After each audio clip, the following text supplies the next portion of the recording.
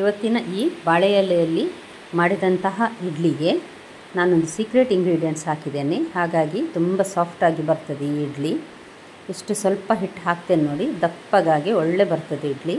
Video skip ಮಾಡದೆ ಪೂರಾ video ದಯವಿಟ್ಟು ನೋಡಿ. ನಮಸ್ತೆ ಫ್ರೆಂಡ್ಸ್, ಗುಡ್ ಫುಡ್ ಲ್ಯಾಂಡ್ ಚಾನಲ್ಗೆ ನಿಮಗೆಲ್ರಿಗೂ ಆತ್ಮೀಯ ಸ್ವಾಗತ. ನಾವು ಇಡ್ಲಿ ಉದ್ದು ಮತ್ತು ಅಕ್ಕಿ ಹಾಕಿ ಅಥವಾ ಅವಲಕ್ಕಿ ಅಥವಾ ಏನಾದರೂ ಅರಳೆಲ್ಲ ಹಾಕಿ ಮಾಡ್ತೇವೆ. ಆದರೆ ಇದಕ್ಕೊಂದು ವಸ್ತು ಹಾಕಿದ್ದೇನೆ ನೋಡಿ. ಹಾಗಾದರೆ ಏನೇನು ಹಾಕಿದ್ದೇನೆ ನೋಡುವ ಇವತ್ತು ನಾವು. ನೋಡಿ, 2 ಗ್ಲಾಸ್ನಷ್ಟು ನಾನು ಹಾಫ್ ಬಾಯ್ಲ್ಡ್ ರೈಸ್ ಅಂತ ಇಡ್ಲಿ ಅಕ್ಕಿ ಸಿಗ್ತದೆ, ಅದನ್ನು 2 ಗ್ಲಾಸ್ ತೆಗೆದುಕೊಂಡಿದ್ದೇನೆ ನಾನು.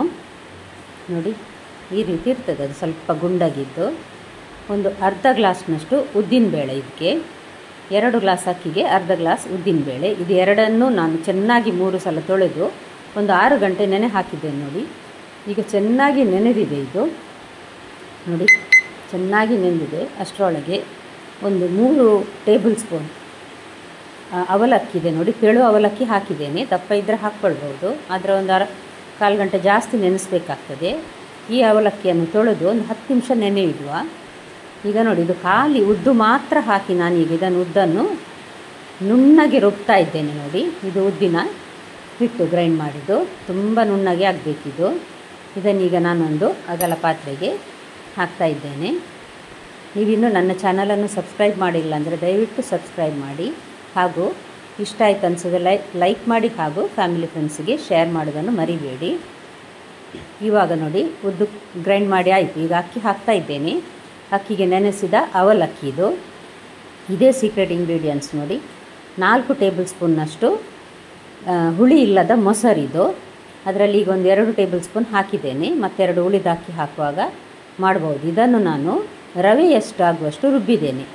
ಸಣ್ಣ ರವೆ ಇದೆ ನೋಡಿ, ಬಾಂಬೆ ರವೆ, ಅದು ಎಷ್ಟು ಸಣ್ಣ ಸಣ್ಣ ಇದೆ ನೋಡಿ, ಅಷ್ಟಾಗಿ ರುಬ್ಬಿದ್ದೇನೆ. ನುಣ್ಣಗೆ ರುಬ್ಬಲಿಲ್ಲ. ಮುಳುಗುವಷ್ಟು ನೀರು ಹಾಕಿದರೆ ಸಾಕು ಇಡ್ಲಿಯ ಹಿಟ್ಟಿಗೆ. ನೋಡಿ, ಪುನಃ ಗ್ರೈಂಡ್ ಮಾಡಿ ತಂದೆ ನಾನು. ನೋಡಿ, ರವೆ ಎಷ್ಟಿದೆ ಇದು. ಇದನ್ನೀಗ ನಾವು ಕಡೆದಿಟ್ಟ ಇದು ಉದ್ದಿನ ಹಿಟ್ಟಿದೆ ನೋಡಿ, ಅದಕ್ಕೆ ಹಾಕಿದ್ದೇನೆ ನಾನು. ಈಗ ಉಳಿದ ಅಕ್ಕಿ ಮತ್ತು ಬೇರೆ ಹಿಟ್ಟನ್ನೆಲ್ಲ ಗ್ರೈಂಡ್ ಮಾಡಿ ಒಟ್ಟಿಗೆ ಹಾಕಿದ್ದೇನೆ. ಮಿಕ್ಸಿಗೆ ಸ್ವಲ್ಪ ನೀರು ಹಾಕಿ ತೊಳೆದು ನೋಡಿ, ಆ ನೀರನ್ನು ಸಹ ಹಾಕಿದೆ. ತುಂಬ ತೆಳು ಸಹ ಆಗಬಾರ್ದು, ತುಂಬ ದಪ್ಪ ಸಹ ಇಡಬಾರ್ದು. ಒಂದು 2 ಚಮಚ ಸಕ್ಕರೆ ಹಾಕ್ತೇನೆ, ಫರ್ಮೆಂಟಿಗೆ ಒಳ್ಳೆಯದಾಗ್ತದೆ ಇದು. ಇದನ್ನು ನೋಡಿ, ಈ ರೀತಿ ಮಿಕ್ಸ್ ಮಾಡಿ ಚೆನ್ನಾಗಿ ಒಂದು 5-6 ನಿಮಿಷ ಚೆನ್ನಾಗಿ ಈ ರೀತಿ ಮಿಕ್ಸ್ ಮಾಡಬೇಕು. ಆವಾಗ ಚೆನ್ನಾಗಿ ಹಿಟ್ಟು ಉಬ್ಬಿ ಬರ್ತದೆ ಮತ್ತು ತುಂಬ ಸಾಫ್ಟಾಗಿ ಸಹ ಬರ್ತದೆ ಇದು ಇಡ್ಲಿ. ಇದರಲ್ಲಿ ಇದೇ ಹಿಟ್ಟಲ್ಲಿ ನಾವು ದೋಸೆ ಕೂಡ ಮಾಡ್ಬೋದು ನೋಡಿ. ಇಷ್ಟು ಇಟ್ಟರೆ ಸಾಕು, ಮರುದಿನ ಬೆಳಿಗ್ಗೆ ಆಗುವಾಗ ದಪ್ಪ ಆಗಿರ್ತದೆ ಅದು ಸ್ವಲ್ಪ. ಇದನ್ನೀಗ ನಾನು ರಾತ್ರಿ ಗ್ರೈಂಡ್ ಮಾಡಿದ್ದೇನೆ. ಈಗ ಬೆಳಗಿನ ತನಕ ಇಟ್ಟು ಬಿಟ್ಟಿದ್ದೇನೆ ನೋಡಿ. ಮರುದಿನ ಬೆಳಿಗ್ಗೆ ಚೆನ್ನಾಗಿ ಉಬ್ಬಿ ಬಂದಿರ್ತದೆ. ಇದು ಒಂದು ಬಟ್ಟೆ ಹಾಕಿ ಬೆಚ್ಚಗಿರುವ ಜಾಗದಲ್ಲಿ ನಾನು ಇಟ್ಟಿದ್ದೇನೆ ಈಗ. ಇದು ನೋಡಿ, ನನ್ನ ಹಬೆಯ ಪಾತ್ರೆ. ಇದಕ್ಕೆ ನಾನೊಂದು ಸಾಧಾರಣ ಒಂದು ಅರ್ಧ ಬೆರಳು ಮುಳುಗುವಷ್ಟು ನೀರು ಹಾಕಿದ್ದೇನೆ ನಾನು. ಹಾಕಿ ಇದಕ್ಕೆ ಒಂದು ಬಾಳೆ ಎಲೆ ನೋಡಿ, ಇದು ಗಿಡದಿಂದ ಈಗಷ್ಟೇ ತೆಗೆದು ತಂದ ಬಾಳೆ ಎಲೆ. ಇದನ್ನು ಈ ರೀತಿ ಹಿಟ್ಟು ಹಾಕಿ ಮಾಡಬೇಕು. ಬಾಳೆ ಎಲೆಯ ಪರಿಮಳದೊಂದಿಗೆ ಒಳ್ಳೆಯದಾಗ್ತದೆ ನೋಡಿ. ಹಿಟ್ಟು ಚೆನ್ನಾಗಿ ಉಬ್ಬಿದೆ, ಬಿಸಿಲು ಬೀಳ್ತಾ ಇದೆ ಕಿಟಕಿಯಿಂದ ನೋಡಿ, ಎಷ್ಟು ಚೆನ್ನಾಗಿ ಬಂದಿದೆ ನೋಡಿ ಹಿಟ್ಟು. ಇವಾಗ ನಾನು ರೆಡಿಯಾದ ಹಿಟ್ಟು ಇದಕ್ಕೆ ಹಾಕ್ತಾ ಇದ್ದೇನೆ. ನಾನು ಸೌಟಲ್ಲಿ ಹಾಕ್ತಾ ಇಲ್ಲ ನೋಡಿ, ಇದರಲ್ಲೇ ಹಾಕ್ತಾ ಇದ್ದೇನೆ. ಅಷ್ಟೇ ಅಲ್ಲ, ಎಷ್ಟು ಹಾಕಿದ್ದೇನೆ ಅಂತ ತೋರಿಸ್ತೇನೆ ನಿಮಗೆ, ಮತ್ತು ಎಷ್ಟು ಚೆನ್ನಾಗಿ ಅದು ಉಬ್ಬಿ ಬಂದಿದೆ ಇಡ್ಲಿ ಅಂತ ಸಹ ತೋರಿಸ್ತೇನೆ ನೋಡಿ. ಸಾಧಾರಣ ಒಂದು ಅರ್ಧದಷ್ಟು ಹಾಕಿದೆ ನೋಡಿ. ಇಷ್ಟು ಹಿಟ್ಟು ಹಾಕಿದ್ದು ನಾನು, ಬೆರಳಲ್ಲಿ ತೋರಿಸಿದೆಲ್ಲ ಅಷ್ಟೇ. ಇದನ್ನು ಮುಚ್ಚಳ ಮುಚ್ಚಿ ಒಂದು ಅರ್ಧ ಗಂಟೆ ಬೇಯಿಸುವ. ಮೊದಲೊಮ್ಮೆ ಜೋರು ಉರಿಯಲ್ಲಿ ಬೇಯಿಸುವ, ನಂತರ ಸ್ವಲ್ಪ ಮಧ್ಯಮ ಉರಿಯಲ್ಲಿ ಅರ್ಧ ಗಂಟೆ ಬೇಯಿಸುವ. ಇದು ನೋಡಿ, ಅಷ್ಟೊತ್ತಿಗೆ 1-2 ದೋಸೆ ಮಾಡಿ ತೋರಿಸ್ತೇನೆ. ಈ ಹಿಟ್ಟಿಗೆ ನಾನು ತುರಿದ ಕ್ಯಾರೆಟ್ ಮತ್ತು ಕೊತ್ತಂಬರಿ ಸೊಪ್ಪು ಹಾಕಿ ರೆಡಿ ಮಾಡಿ ಇಟ್ಟಿದ್ದೇನೆ ನೋಡಿ, ಕಾಣ್ತದಲ್ಲ ನಿಮಗೆ. ಇದನ್ನೀಗ ನಾನು ನಿಮಗೆ ದೋಸೆ ಹಾಕಿ ತೋರಿಸ್ತೇನೆ.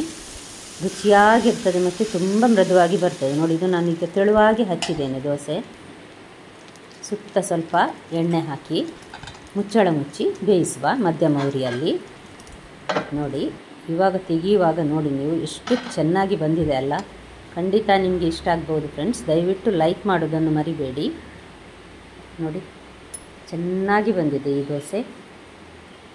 ಈರುಳ್ಳಿ ಸಹ ಹಾಕ್ಬೋದು ಇದಕ್ಕೆ. ನಾನು ಮಾತ್ರ ಈರುಳ್ಳಿ ಹಾಕಲಿಲ್ಲ.